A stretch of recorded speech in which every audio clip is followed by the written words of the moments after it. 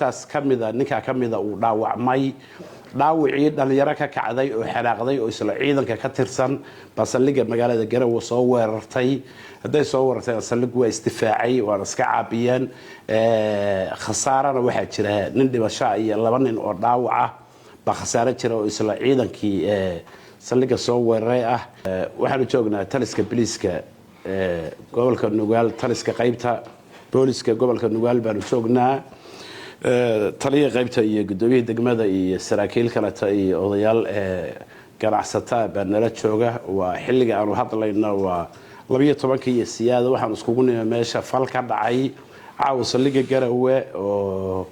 ilaahay uu noo sahlay sida wax u dhaceen iyo sida ay xaaladdu hadda ay tahay wax badan ay kala bedelan tahay falkaas wuxuu ku bilowday ciidanka booliska iyo ciidamo kale oo isla annaga ah oo dawladda ah oo magaalada xiriya kamida degan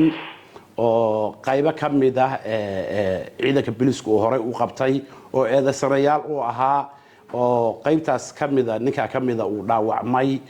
dhaawicii dhalinyaro ka kacday oo xiraaqday oo isla ciidanka ka tirsan basaliga magaalada Garowe soo weerartay haday soo weerartay basaligu waa istifaacay waa iska caabiyeen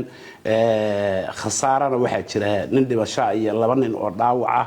ba khasaare jira oo isla ciidankii saliga soo weeraray ah wixii meesha ka dhacay iyo khasaaradu aad iyo aad bay u kala duwan yihiin ilaahay baa hawshaas fududeeyay oo khasaarada inta ka dhigay ciidamadeena hadda dib u noqdeen xiriyahoodiiba ku noqdeen dhamaanna ciidanka daraawiishta ka tirsan yihiin ciidankaas waa ciidanka sila gobolka degan weeye oo ciidanka daraawiishta ah wixii khaldara waa la saxayaa odayaashii iyo saraakiishii dhammaan waa laga daba tagay